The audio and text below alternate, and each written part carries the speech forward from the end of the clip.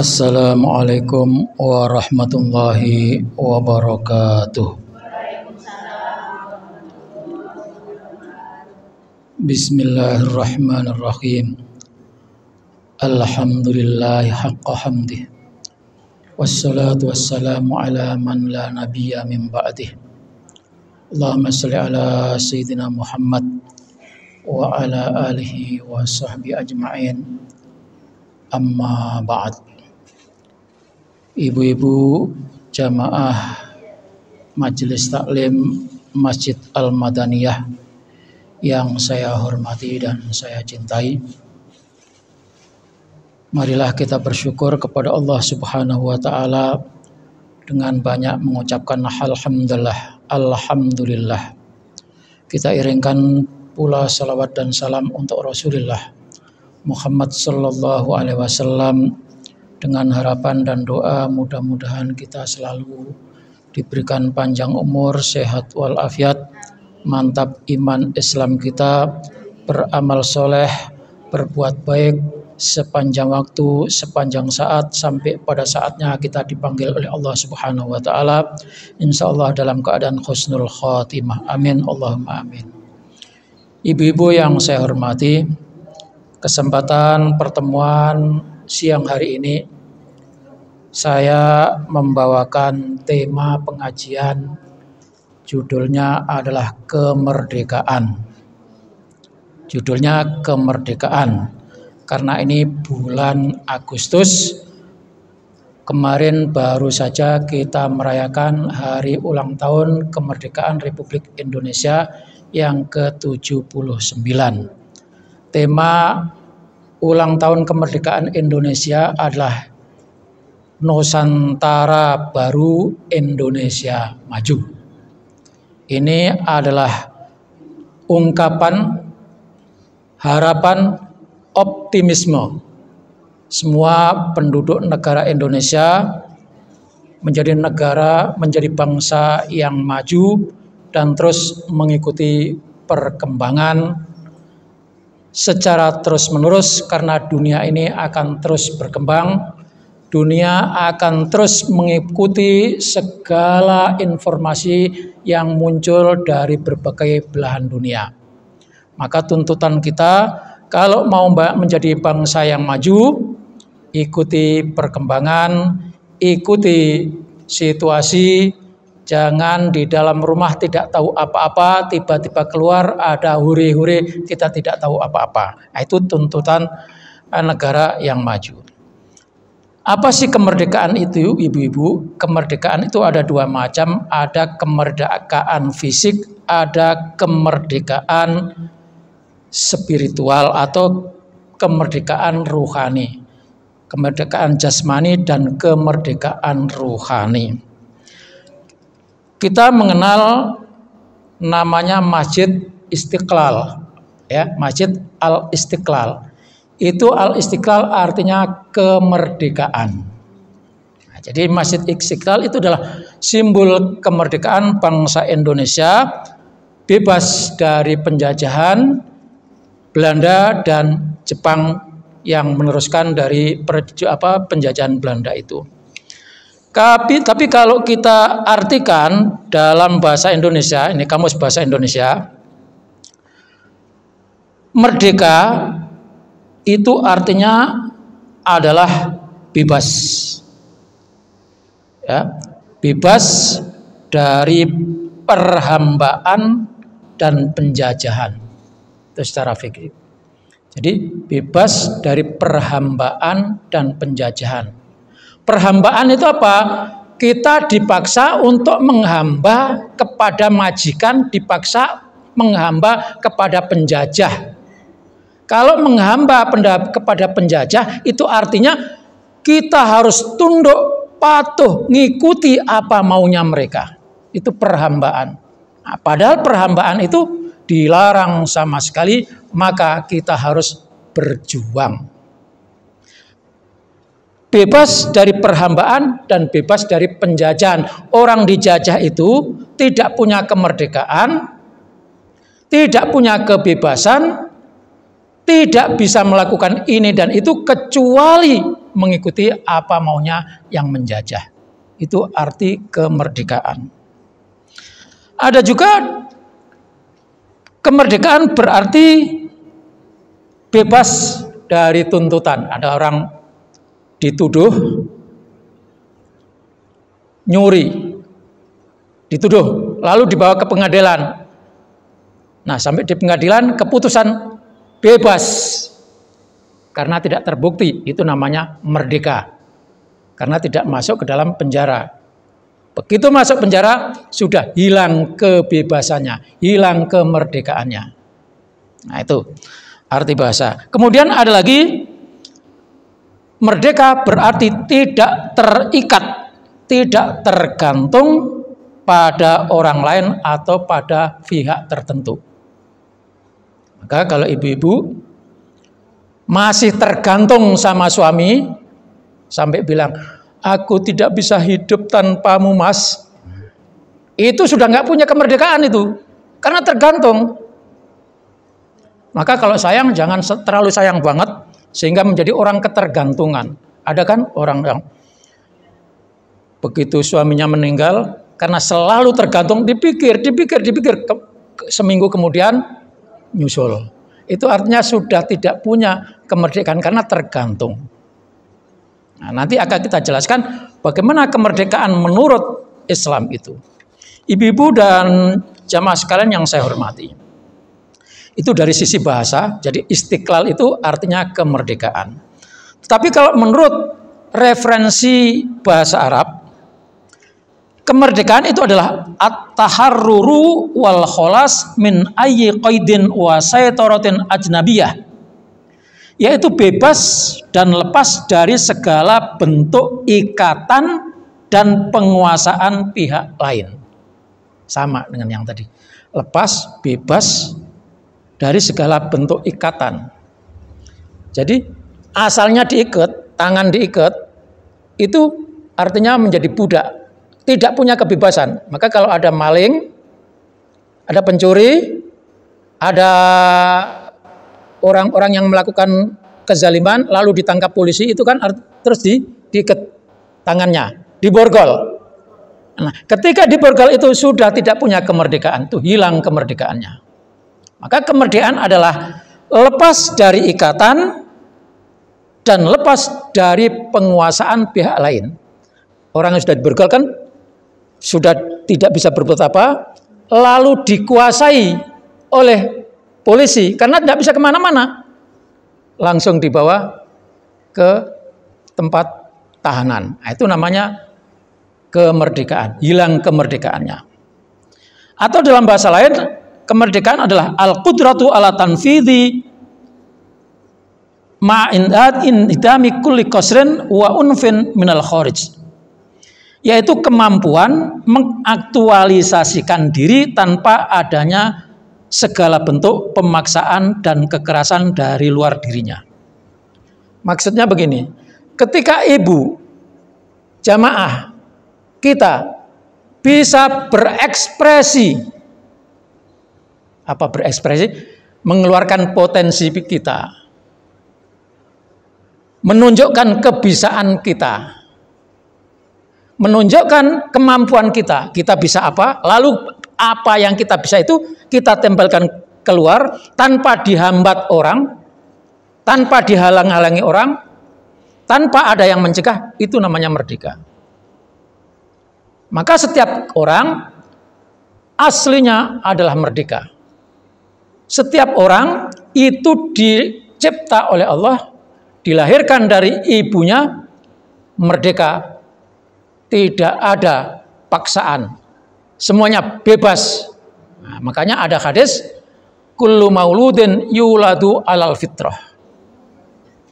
Setiap yang dilahirkan itu fitrah, bebas, suci. Kemudian nanti dia mengikuti siapa?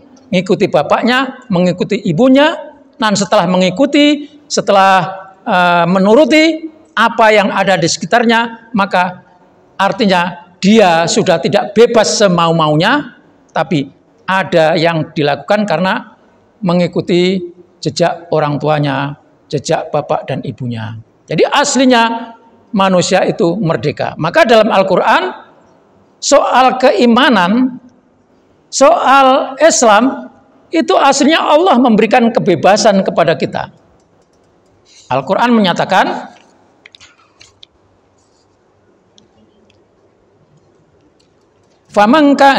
Al-Quran menyatakan nih bunyinya, wa qulil haqq mir rabbikum faman syaa'a falyu'min wa man syaa'a falyakfur. Katakan bahwa yang benar itu adalah benar. Tetapi barang siapa yang kufur silakan. Yang iman silakan. Tetapi Allah sudah kasih tahu rambu-rambu yang baik ini. Yang baik ini, yang tidak baik itu. Kita sudah diberikan akal pikiran untuk memilih. Maka kitalah yang memilih, dan ketika pilihan kita salah, maka kita yang bertanggung jawab sendiri. Nanti di akhirat pertanggungjawabannya itu bukan dipaksa, karena pilihan kita. Ini ada baik, ini ada buruk. Allah kasih kebebasan kita, kasih kemerdekaan kepada kita. Mau pilih yang ini atau mau pilih yang itu, silakan. Tetapi janji Allah, siapa yang pilih yang baik akan mendapatkan ini, siapa yang pilih buruk akan mendapatkan ini. Itu kita diberikan kebebasan untuk memilih. Nah, tetapi pilihan ada konsekuensinya. Itulah arti kemerdekaan. Jadi ibu-ibu yang saya hormati, kita ini diberikan kebebasan untuk memilih, tetapi setiap pilihan itu ada konsekuensinya. Setiap pilihan itu ada biayanya. Setiap pilihan itu ada yang harus diperjuangkan. Merdeka kita. Tinggal pilih yang mana. Mau pilih jadi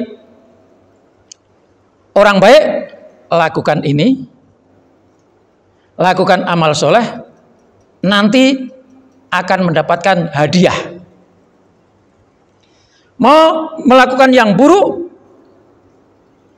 silahkan pilih yang buruk, nanti ada balasan. Nah, gitu. Jadi itulah kemerdekaan yang diberikan oleh Allah Subhanahu wa Ta'ala kepada kita. Ibu-ibu yang saya hormati, kembali kepada perjuangan Indonesia untuk merdeka.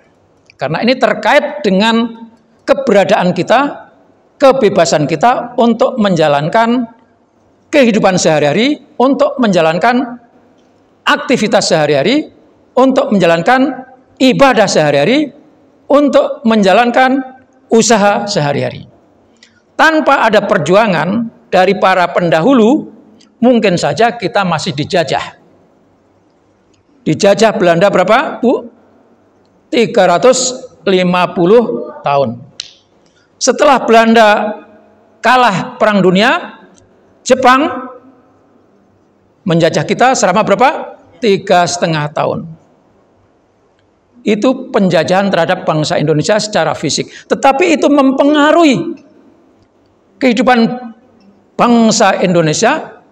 Kalau sekiranya sampai sekarang kita masih dijajah, mungkin kita tidak sebebas saat ini bisa menjalankan ibadah, bisa menjalankan usaha, bisa menjalankan kegiatan sehari-hari. Mungkin. Maka atas perjuangan para pendahulu kita yang berkorban nyawa, raga, tetesan darah, hilangnya keluarga, kita patut bersyukur kepada Allah Subhanahu wa Ta'ala karena mereka memperjuangkan Indonesia untuk kita bangsa Indonesia ini. Maka kewajiban kita adalah menghormati, menjunjung tinggi hasil perjuangan para pahlawan dan para pendahulu kita.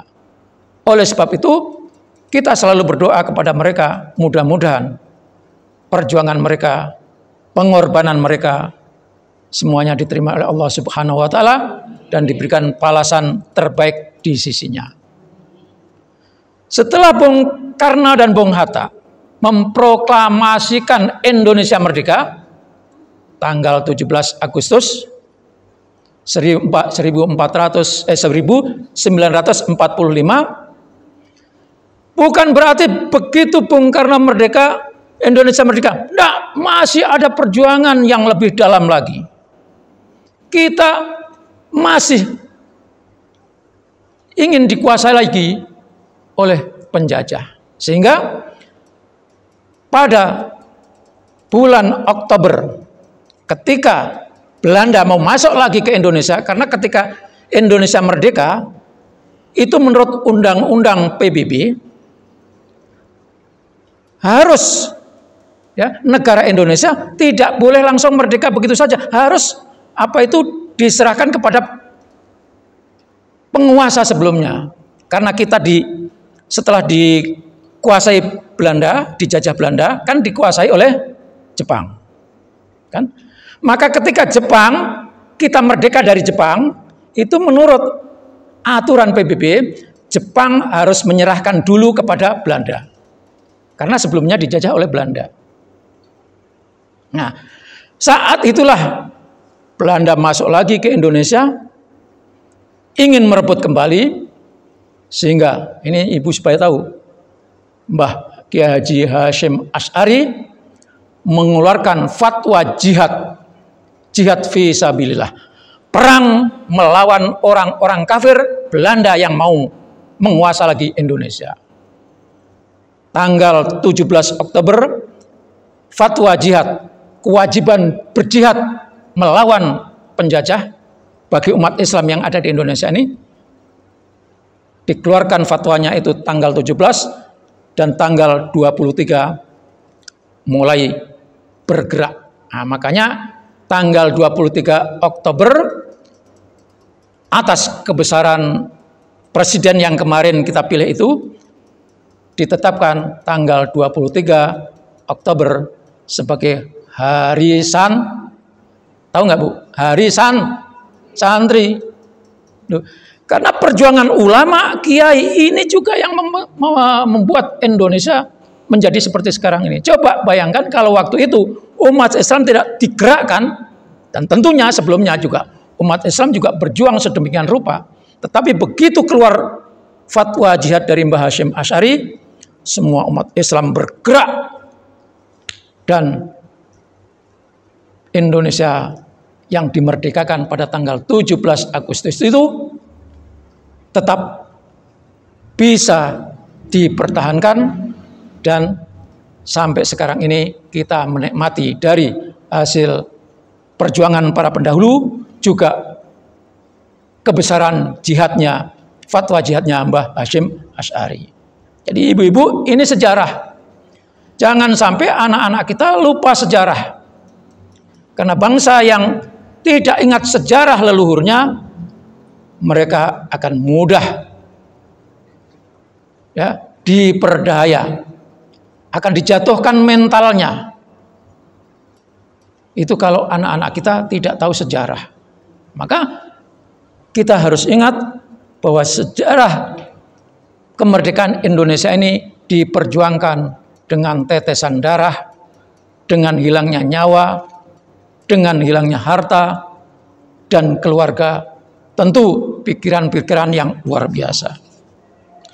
Ibu-ibu yang saya hormati, dengan mengetahui makna kemerdekaan tersebut, di mana ada kemerdekaan secara fisik, karena secara fisik orangnya, buminya, kekayaannya itu diambil alih, dikuasai oleh penjajah. Itu secara fisik. Belum lagi nanti ada mentalnya juga dikuasai. Karena orang mental yang terjajah itu biasanya adalah mentalnya penakut, mentalnya rendah diri, mentalnya tidak berani maju ke depan. Nah, ini yang sangat berbahaya. Dengan melihat adanya kemerdekaan secara fisik dan kemerdekaan secara non-fisik atau jasmani dan rohani, maka perlu kita catat ibu-ibu bahwa yang namanya kemerdekaan itu ada bermacam-macam. Yang pertama, ada kemerdekaan fisik, yaitu bebas dari penjajahan secara fisik. badan manusia terbebas dari kerja paksa. Jadi zaman penjajahan, Ibu masih ingat Anda enggak, ada namanya jalan yang dibangun dari Jalan Dendeles ya, dari Merak sampai Surabaya dengan kerja rodi, itu kerja tanpa dibayar, dipaksa, itu namanya penjajahan fisik. Yang kedua, ada namanya penjajahan atau kemerdekaan fisik yang pertama, yang kedua kemerdekaan mental. Artinya apa? Bebas dari tekanan batin, bebas dari stres karena tekanan pihak lain. Kalau ibu-ibu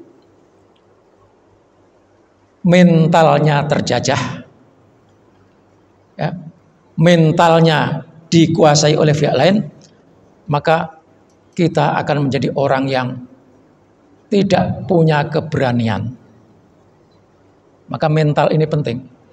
Mental harus diasah supaya kita berani menyampaikan apa yang ada dalam pikiran kita, menyampaikan apa yang ada dalam gagasan kita, menyampaikan ide-ide kita, menyampaikan usulan-usulan kita. Ini penting. Jadi kalau ibu-ibu dalam satu forum, dalam suatu pertemuan, jangan sampai mental kita terjajah, tidak berani menyampaikan pendapat. Sampaikan apa yang menjadi unek-unek kita. Sampaikan apa yang menjadi pikiran kita. Sampaikan apa yang menjadi harapan kita. Nah, kalau kita tidak berani menyampaikan itu, maka itu namanya mental kita terjajah dan kita tidak punya kemerdekaan mental. Itu bentuk kemerdekaan yang lainnya. Ada lagi yang namanya kemerdekaan berpikir, yaitu bebas lepas dari kebodohan. Maka ibu-ibu, kita belajar, kita ngaji, kita bersilaturahim, kita ketemu dengan majelis taklim, itu adalah tujuan kita adalah membebaskan diri kita dari kebodohan. Ya, karena kebodohan itu sangat membuat kita tidak bisa maju. Itu sebabnya Al-Quran surat pertama kali diturunkan oleh Allah Subhanahu wa Ta'ala adalah surat Al-Alaq. Iqra bismi rabbikal ladzi khalaq. Baca, baca, baca. Maka agama Islam itu adalah agama belajar mengasah otak, mengembangkan pikiran. Ketika pikiran kita tidak diasah, tidak diisi pendidikan, tidak diisi ilmu, maka kita menjadi orang bodoh, dan bodoh itu adalah penjajahan yang paling membuat manusia hidupnya terpinggirkan atau mundur. Itu sebabnya Bapak, Ibu-ibu, saudara sekalian, kita wajib belajar. Kita wajib menuntut ilmu. Kita wajib mendengarkan taklim. Kita wajib membaca buku dan sebagainya dan sebagainya. Supaya apa? Supaya kita tidak menjadi orang bodoh. Karena orang bodoh itu, ibu-ibu, akan mudah dikuasai oleh orang lain. Orang bodoh itu akan mudah ditipu orang lain. Orang bodoh itu akan mudah disengsarakan orang lain.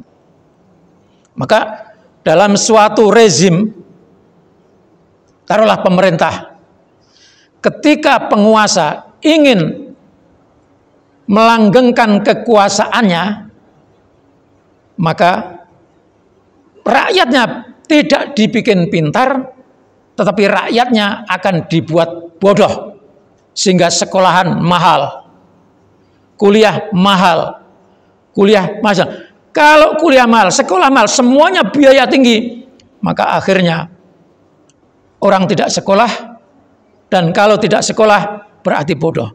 Ketika bodoh, maka akan mudah diperdaya. Karena dia ingin berkuasa, maka datangi orang-orang bodoh itu dengan membawa 10 kilo beras, selembar uang bergambar berwarna merah. Ini Bu, beras 10 kilo. Ini Bu, uang 100.000. Tolong pemilu nanti pilih saya. Orang model-model gini ini akan melanggengkan kekuasaannya, didukung oleh orang-orang bodoh, hanya dikasih selembar kertas dan 10 kilo beras. Itu. Kalau itu yang terjadi 5 tahun ke depan, ya, kita akan mundur dan terbelakang karena mereka setelah mendapatkan suara sudah tidak peduli lagi dengan kita. Betul nggak Bu? Itu terjadi. Maka nanti, ini kan sebentar lagi di Tangerang, nanti ada pilkada ya. Sudah pada daftar belum Bu? Sudah dicatat belum? Udah kan? Sudah itu, ada panitianya tuh kemarin yang datang ke rumah. Hati-hati. Maka pilihlah orang-orang yang ingin memajukan Indonesia berdasarkan ilmu. Karena ilmu ini adalah modal. Yarfa'illahu alladhina amanu minkum walladzina utul ilma darajat. Allah mengangkat orang-orang yang beriman dan orang-orang yang diberikan ilmu. Maka bebaskan diri kita dari kebodohan. Ya. Yang keempat, kemerdekaan dari ketergantungan, yaitu bebas tergantung pada segala hal, tergantung pada orang, tergantung pada materi, tergantung pada apa saja yang kita anggap itu bagian dari kita. Maksudnya begini Bu, kita ini aslinya adalah bebas, tetapi karena kita sudah merasa ada sesuatu yang seakan-akan itu, tanpa itu saya tidak bisa hidup, itu namanya tergantung. Seorang pecandu narkoba, dia tidak akan pernah bisa lepas dari narkoba. Sehari bisa berhenti, 2 hari mungkin berhenti, 3 hari kemudian dia akan ketagihan. Itu namanya ketergantungan. Kalau sudah ketagihan dan dia sangat ingin mendapatkan barang itu, maka dia akan mencari uang dengan cara apapun. Mungkin ibu-ibu pernah mendengar anak yang sudah ketergantungan narkoba, apa yang ada dalam rumah, karena sudah sangat tergantung, ambil, jual. Duitnya buat beli narkoba. Ketemu pompa air ambil, jual untuk beli narkoba. Ya. Ketemu televisi diambil buat beli narkoba. Dan itu namanya ketergantungan pada barang. Ini sangat berbahaya. Sama dengan kita ini kalau cinta berlebih-lebihan namanya tergantung. Seperti saya katakan tadi, saya ini tidak akan pernah bisa hidup tanpa Bapak. Itu namanya tergantung. Saya tidak akan pernah bahagia kalau saya belum punya ini. Itu namanya tergantung. Saya tidak akan pernah bisa senang kalau tidak mendapatkan ini. Itu namanya tergantung. Nah, kalau sudah tergantung itu artinya ibu-ibu sudah tidak bebas lagi, sudah tidak merdeka. Oleh sebab itu, mari kita belajar melepaskan terhadap apa yang kita senangi, apa yang kita cintai. Belajar. Ibu selama ini cinta apa coba? Cinta duit. Belajarlah lepas dari duit. Bagaimana caranya? Punya uang 1.000, punya uang 100.000, coba lepaskan 50.000. Gitu loh. Itu belajar melepaskan sesuatu yang kita cintai. Kita selama ini punya anak sehidup, satu rumah, setiap waktu, setiap saat kita lihat. Ketika lepas, sudah menikah, lepas. Ya kan? Kita belajar melepaskan itu, walaupun kadang-kadang memang berat. Jadi lepaskan anak kita. Lepaskan dia, biar berdiri sendiri. Nah, kalau kita masih gondeli, apa itu gondeli? Ya, masih itu namanya kita belum punya kemerdekaan. Jadi kita coba belajar melepaskan apapun yang kita cintai. Karena cepat atau lambat, kita akan lepas dari dia. Kalau enggak kita dulu yang meninggalkan, ya enggak, mungkin dia yang akan meninggalkan lebih dulu. Saya dan istri sudah diikat dengan ikatan nikah. Kita harus belajar melepaskan. Suatu saat kita lepas istri kita, mau kemana kayak silahkan, kan begitu. 2 hari nggak pulang nggak apa-apa, yang penting jelas. Itu namanya belajar melepaskan, asal jelas tujuannya. Anak kita kepengen maju, lalu ditugaskan di tempat lain, ya kan? Umpamanya Taurah ke Irian atau tempat lain, Kalimantan, kita harus rela. Itu namanya diri kita merdeka. Jadi ibu-ibu yang saya hormati, orang nggak ada suaranya, kita harus mulai saat ini belajar melepaskan sesuatu yang kita cintai. Belajar, karena cepat atau lambat kita akan berpisah. Kalau enggak dia dulu meninggalkan kita, mungkin kita yang akan meninggalkan dia. Ini namanya bebas dari ketergantungan, merdeka dari ketergantungan. Siapapun. Tadi contohnya, kita sangat cinta uang. Belajar dikit, lepaskan dikit-dikit, enggak apa-apa. Itu namanya belajar melepaskan. Yang berikutnya ibu-ibu, ada kemerdekaan dari ketakutan. Kita ini selama ini itu dihantui oleh ketakutan.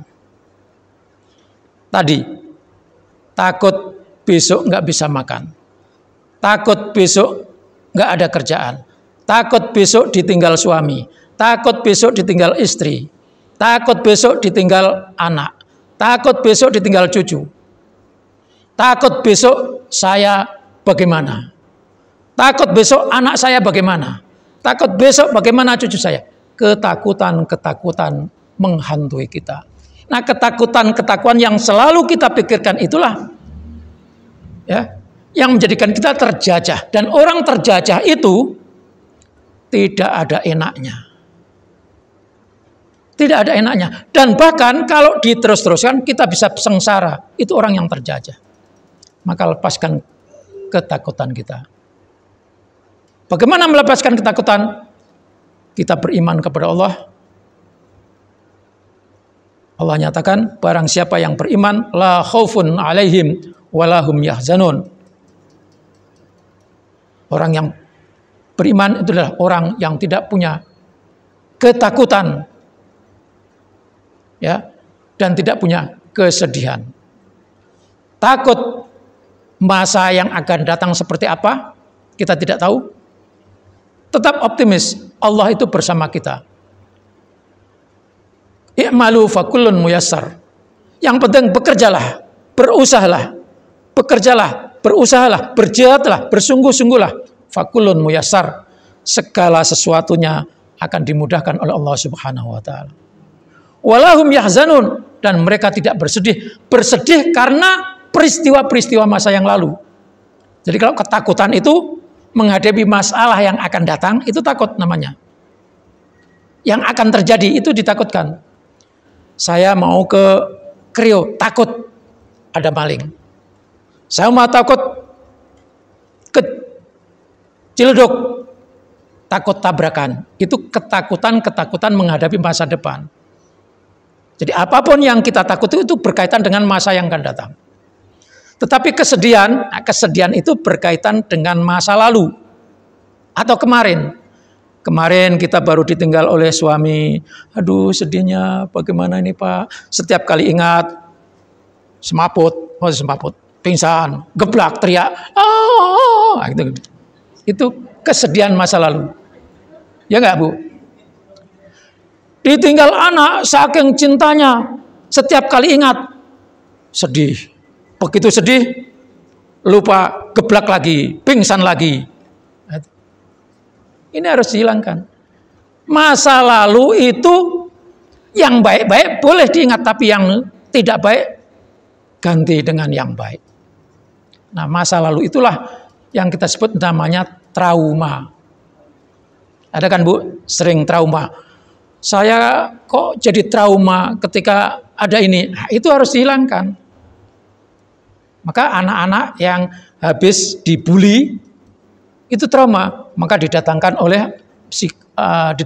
psikiater, psikolog untuk menghilangkan trauma. Peristiwa lalu yang menyedihkan itu kalau terus diingat-ingat akan menjadi penyakit. Ibu yang saya hormati, saya pernah cerita ya, ada seorang yang sakit tidak sembuh-sembuh. Dibawa ke rumah sakit, tidak diketahui penyakitnya. Di foto ronsen tidak ada penyakitnya. Nah, terus penyakitnya apa? Ini banyak terjadi. Jadi ketakutan dan kegelisahan ini bisa menjadi sumber penyakit yang tidak bisa disembuhkan. Ada seorang ibu rasanya badan lemas, sakit segala macam, dibawa ke rumah sakit, diperiksa nggak ada penyakitnya. Dikasih obat, obatnya diminum bukan sembuh tambah sakit. Itu ada orang yang model gitu. Nah, terus penyakitnya apa? Orang diperiksa juga nggak ada, periksa ini nggak ada, periksa itu nggak ada. Sebabnya adalah ada kegelisahan dan ada ketakutan. Gelisah, masa lalu masih diingat-ingat. Takut, masa datang tidak bisa menjalani hidup dengan baik. Ingat bagaimana anak saya yang tadinya kerja, dapat tempat yang bagus, sekarang tidak kerja. Dipikirkan, takut bagaimana nanti hidupnya. Saya punya cucu, bapaknya nggak ada kerjaan, mamanya nggak ada kerjaan. Bagaimana nanti hidupnya cucu saya? Itu dipikirkan terus. Maka itu jadinya penyakit yang susah untuk disembuhkan. Karena apa? Karena tidak punya kemerdekaan, yakni dijajah oleh ketakutan dan dijajah oleh kegelisahan. Maka ibu-ibu, buat hidup ini bergembira. Buat hidup ini suka-suka. Buat hidup ini senang-senang. Ya? Ibu senangnya apa? Asal nggak dilarang ya. Saya senang makan ini, udah kalau punya duit beli. Saya suka nonton ini, tonton yang sukai, asal nggak dilarang. Tonton yang lucu-lucu, biar gembira. Tonton yang enak-enak, biar senang. Nah itu, karena kegembiraan ini ibu-ibu yang akan membuat kita hidup ini menjadi adem, tentram, tenang, dan suasana batin yang tenang ini, yang adem ini akan memperpanjang umur. Walaupun umur itu sudah ditakdirkan Allah, tetapi kita tetap berusaha, kita tidak tahu. Maka buatlah hidup ini bahagia, karena bahagia itu akan mengantarkan kita menjadi panjang umur. Oleh sebabnya, silaturahim itu memperpanjang umur. Kenapa silaturahmi memperpanjang umur? Karena ketika kita ketemu dengan kawan-kawan, ketika ketemu dengan saudara-saudara, kita ketemu dengan teman lama, itu akan muncul rasa kegembiraan. Ingat peristiwa-peristiwa yang lucu, yang menyenangkan. Akhirnya kita menjadi damai. Maka silaturahmi itu memperpanjang umur dan memperluas rezeki. Yang berikutnya Ibu, ada yang namanya kemerdekaan dari penjajahan hawa nafsu. Ini yang paling bahaya. Ya. Lagi. Yang keenam adalah kemerdekaan dari penjajahan hawa nafsu. Kita ini Ibu diberi hawa nafsu oleh Allah Subhanahu wa taala. Hawa nafsu ini tidak boleh dihilangkan karena nafsu itu yang membuat kita menjadi senang. Jadi kesenangan itu munculnya dari hawa nafsu, tetapi harus dikendalikan. Maka puasa itu yang kita lakukan bukan menghapus hawa nafsu, tapi mengendalikan hawa nafsu.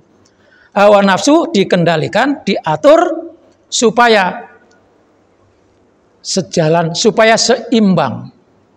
Karena kalau hawa nafsu sudah berlebih-lebihan, maka hawa nafsu inilah yang akan mengajak kepada kemungkaran. Sebagaimana Allah nyatakan, innan nafsa la ammaratum bisu. Sesungguhnya nafsu itu akan senantiasa mengajak, menyuruh orang untuk melakukan keburukan. Ya, inna rabbi ghafurur rahim. Sesungguhnya Allah Subhanahu wa taala itu Maha Pengampun lagi Maha Penyayang. Ibu-ibu yang saya hormati, jadi itulah arti kemerdekaan. Yang terpenting yang belakang tadi, nafsu kita jangan menjajah kita. Ya, nafsu kita jangan sampai menjajah kita. Nafsu yang paling berbahaya, yang menjajah kita adalah nafsu yang mengajak kita untuk menjadi orang sombong yang takabur. Nafsu yang paling berbahaya adalah nafsu yang mengajak kita untuk menjadi orang sombong atau takabur. Iblis itu, ibu, aslinya tinggal di surga, tapi karena sombong akhirnya diusir oleh Allah, nanti akan menjadi penghuni neraka selama-lamanya. Yang pertama, maka jangan sombong. Sombong itu hanya Allah Subhanahu wa taala yang punya. Yang maha besar itu Allah, kita semuanya adalah kecil. Maka tidak boleh ada satu orang lain, satu sombong kepada yang lain. Tidak boleh ada orang yang mengecilkan, menghinakan orang lain. Karena yang berhak membesarkan diri hanya Allah Subhanahu wa taala. Kita tidak punya hak untuk membangga-banggakan diri, sombong terhadap orang lain. Itu yang membahayakan kehidupan kita. Yang kedua adalah rakus. Sudah dapat, ingin lagi. Sudah dapat, ingin lagi. Sudah dapat, ingin lagi. Sudah dapat, ingin lagi. Akhirnya lagi. Lah. Itu orang yang rakus. Ya. Adam dikeluarkan dari surga itu karena ada keragusan, ingin memakan barang yang dilarang oleh Allah Subhanahu wa taala. Maka akhirnya diturunkan ke bumi. Maka orang yang rakus berarti orang itu dikuasai oleh nafsunya, berarti orang itu tidak punya kemerdekaan. Ya. Kita yang wajar-wajar saja. Punya satu, habisin dulu, nanti beli lagi. Satu, beli lagi. Jangan seperti orang-orang yang kemarin yang bikin harga mahal, itu karena ada ulah-ulah yang rakus, orang-orang kaya biasanya begitu. Begitu ada berita minyak akan naik, wah sudah antri, semua diborong. Beras naik, semua beras diborong. Ada berita itu. Dulu waktu COVID ada namanya susu beruang. Borong semua orang pada kebagian. Itu orang rakus yang ketakutan. Ini yang namanya rakus dan egoisme. Mementingkan dirinya sendiri. Tidak memikirkan orang-orang kecil. Dan Al-Quran menyatakan, hancurnya sebuah negeri, hancurnya sebuah perkampungan, hancurnya sebuah negara, itu karena orang-orang kaya yang rakus membeli barang untuk ditimbun, sementara rakyat sangat memerlukan. Maka dalam Islam, ikhtikar menimbun itu haram, tidak boleh. Yang wajar-wajar saja. Inilah orang-orang rakus. Orang rakus apapun dimakan, aspal dimakan, sabun dimakan, kan gitu. Itu lihat proyek-proyek itu, bangunan sekolah yang mestinya 10 tahun baru 1 tahun udah ambrol. Itu kenapa? Karena rakus. Dari atas dananya 1 miliar yang dikerjakan cuma 100 juta. Ini yang merusak Indonesia itu. Banyak korupsi, banyak dimakan. Tidak memikirkan yang lain. Ini bahaya. Maka orang yang rakus itulah yang sesungguhnya yang menghancurkan negeri ini. Orang kecil paling nyolong apa sih, Bu? Nyolong ayam. Ya enggak? Nyolong ayam itu kalau ketangkap aja udah babak belur. Tapi coba yang lain yang nyolong enggak karu-karuan jumlahnya itu enggak ada masalah. Triliunan. Sudah ditangkap masuk penjara namanya doang. Dia bebas keliaran kemana-mana. Itu bahayanya. Jadi yang merusak negeri ini adalah orang-orang kaya, bukan orang miskin. Orang miskin, apa yang diambil? Singkong. Ini di Jawa Timur kemarin tuh, Bu. Ada nenek-nenek ngambil singkong yang ditanam oleh sebuah perusahaan. Karena ada pabrik tapioka kan. Dibawa ke pengadilan. Dihukum penjara dan denda. Tapi saya salut kepada hakimnya. Ketika memutuskan, karena memutuskan berdasarkan aturan, ibu dinyatakan bersalah telah mencuri sepotong, sebatang atau sepohon singkong. Maka ibu dihukum penjara 3 bulan, denda 500.000. Tapi apa kata hakim? Saudara-saudara, saya buka dompet saya, tolong digenapkan 500.000 ini untuk denda bagi ibu. Akhirnya saat itu juga semua pengunjung mengeluarkan sumbangan untuk membayar denda. Sementara penjaranya yang 3 bulan tadi sudah dijalani, akhirnya bebas. Cuma dendanya tadi dipelopori oleh seorang hakim dengan mengumpulkan saweran lalu diserahkan ke pihak yang berwajib, akhirnya ibu bebas. Inilah potret negeri di mana yang kecil tidak berdaya tetap dibuat tidak berdaya, yang kelas tinggi terus merajalela. Maka seperti yang saya katakan tadi, kalau suatu pemimpin ingin berjaya, ingin terus berkuasa, buatlah rakyatnya tetap miskin, karena rakyat miskin tidak berani protes, tidak berani melawan. Orang bodoh tidak berani bersuara. Akhirnya didatangi, nih Bu, saya kasih, udah terima kasih. Itulah kerakusan.